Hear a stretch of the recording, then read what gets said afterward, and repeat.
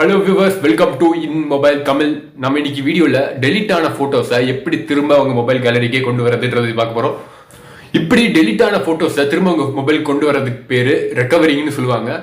இது வந்து ரெண்டு விதமாக பண்ணலாம். ஒன்று ரொம்ப ஈஸியானவே, நிறைய பேருக்கு தெரியும், ஆனால் சில பேர் தெரியாமல் இருக்காங்கன்றதுக்காக இதை சொல்கிறேன்.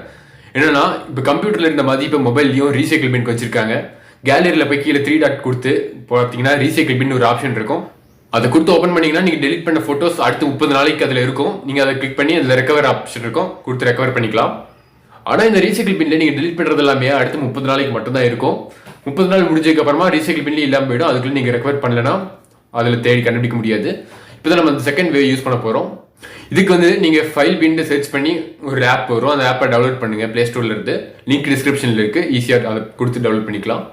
அந்த ஆப்பை டவுன்லோட் பண்ணி அதில் கேட்குற பெர்மிஷன்லாம் ஓகே கொடுத்துட்டு நீங்கள் அதில் போனீங்கன்னா பல வருஷத்துக்கு முன்னாடி டெலிட் ஆன ஃபோட்டோ எல்லாமே, ஃபோட்டோ வீடியோ எல்லாமே உங்களால் கண்டுபிடிச்சு எடுக்க முடியும். இதுமாதிரி எத்தனை வருஷத்துக்கு முன்னாடி டெலிட் பண்ணி இல்லாமல் போச்சுன்னு நினைக்கிற ஃபோட்டோலாம் இந்த இதில் போய் எடுக்க முடியுது. ஒரு தடவை ஒரு ஃபோட்டோ எடுத்துட்டா அதை நம்மளால் டெலிட்டே பண்ண முடியாது. நம்மக்கிட்ட வேணால் இல்லாமல் போகலாம், அது இருக்கும். அதனால பார்த்து சும்மா சும்மா ஃபோட்டோ எடுக்காமல் தேவைக்கு மட்டும் கேமரா யூஸ் பண்ணுங்கள். இந்த வீடியோ உங்களுக்கு யூஸ்ஃபுல்லாக இருக்கும்னு நினைக்கிறேன். மறக்காமல் இந்த வீடியோவை லைக் பண்ணிட்டு நம்ம சேனலை சப்ஸ்கிரைப் பண்ணிக்கோங்க. தேங்க்யூ, பாய்.